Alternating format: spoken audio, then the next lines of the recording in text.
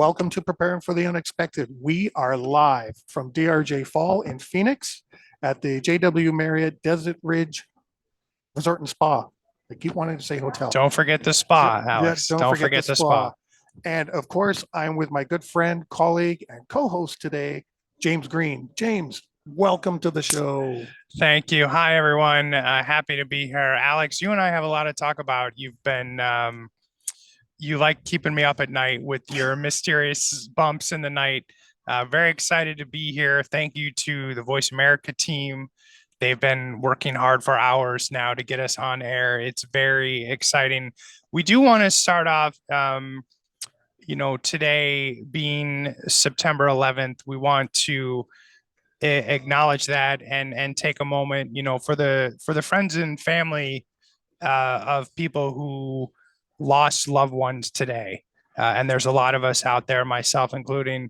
We want to let you know that those people, while they may be gone, they will never be forgotten. They're always in our hearts. So thank you for taking some time today on 9/11 to spend the day with us. We are very appreciative of that. Yes. So we do have, you see a new logo on the background here. So we want to introduce our first sponsor.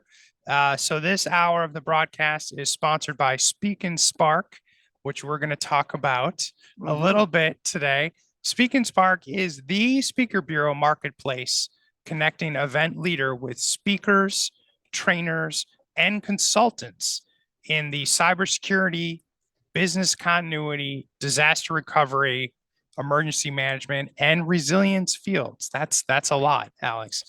Their mission is connect audiences to experts, which sparks knowledge and fosters learning. So thank you, Speak and Spark. Thank you, Speak and Spark, for sponsoring this first hour. Speaking of which, Alex, we should talk about Speak and Spark. We are a little familiar just with them because along with Lynette Holsinger, we bought Speak and Spark.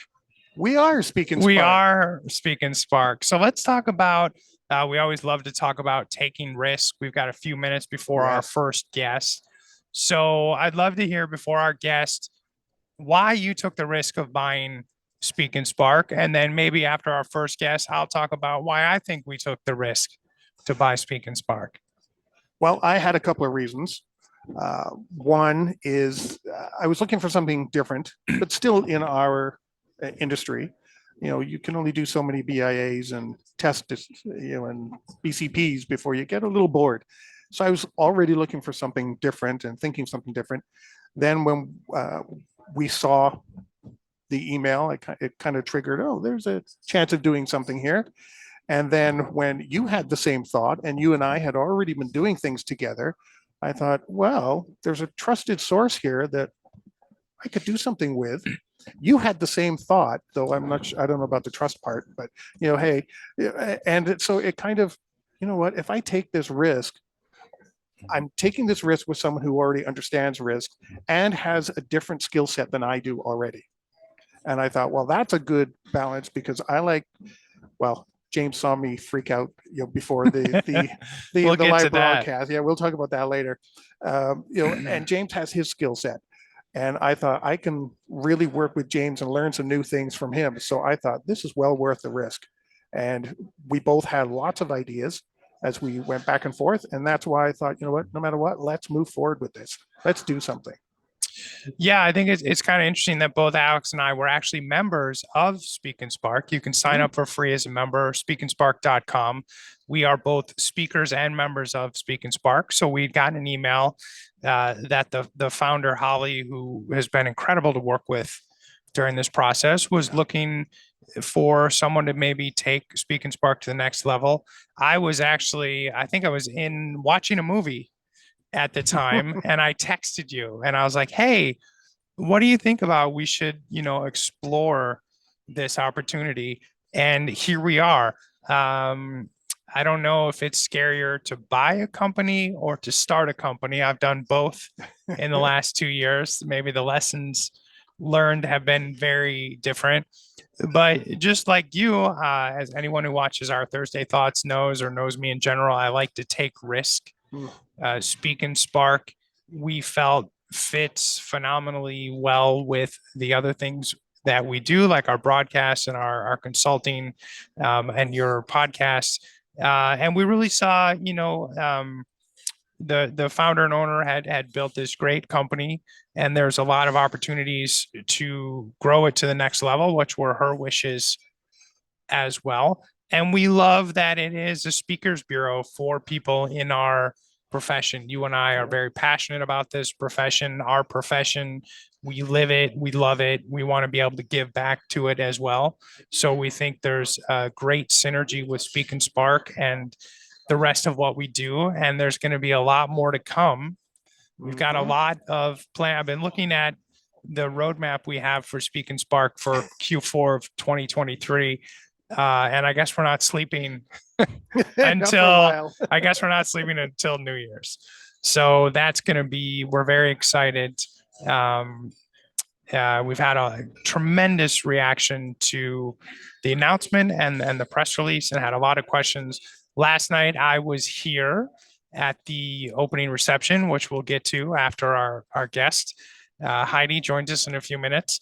And all anybody wanted to talk to me about was Speak and Spark. They didn't want to talk to me about Illuminate Advisory. They didn't want to talk to me about the Resilience Think Tank. For some reason, they didn't want to talk to me about my fantasy football team. I've never played fantasy football before. My son asked if we could start a fantasy football league, football for Americans, American football. I have no idea what I'm doing, just like most of our businesses, but we now run a fantasy football league. Nobody wanted to talk to me about fantasy football, Alex. They wanted to talk about Speak and Spark. And so I think it just shows you the passion that our colleagues have about the industry and their desire to be thought leaders and to be speakers and to give back to our profession as well. And the support that they're actually showing us just by asking us questions. Absolutely. I think that's a great sign too. And it fuels us to like, absolutely. Wow, we're on the right course. We took the right risk. Now, can we do it? Because we do have a very long list of things we want to do, don't we? We did the easy part, I guess. Due diligence and contracts and negotiations all went very smoothly. Everyone, I think, was all focused, all of us on, helping Speak and Spark the best way possible. That was the easy part. And now is the fun part. I guess we've had some technical issues. I will say assigning email and security accounts from one person to another, for those of you out there who are curious, very complicated. The systems are set up that they do not want someone else to take over those systems, which is fantastic from a security standpoint. Not fantastic when you're trying to reassign administrators. Yes. And, we've got, like I said, we've got lots of ideas, things that we want to implement, develop.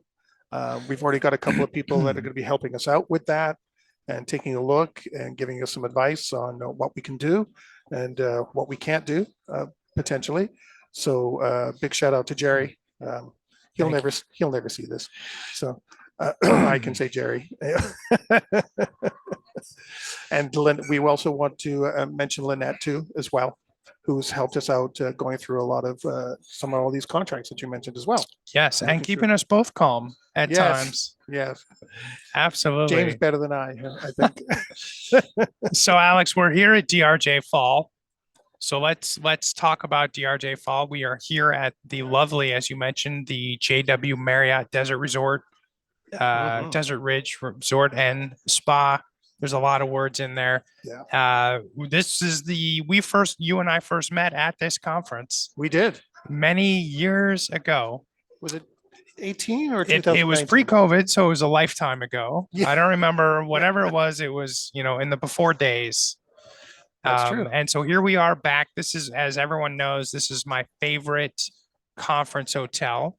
They've done a ton of renovations here in the last 12 months, and there are water slides, which yes, I did participate in and have fun on Thursday and Friday. The water slides are amazing. Conference is amazing. Got some great numbers from Bob Arnold at DRJ. He said 650 people are here. Wonderful. There's over 71 speakers and 50 sessions. So we're going to talk about that more in a bit. If you like that video, thumbs up. If you didn't like that video, thumbs down. But leave me a message and let me know your thoughts. Of course, don't forget to subscribe. And in the meantime, stay prepared, everybody.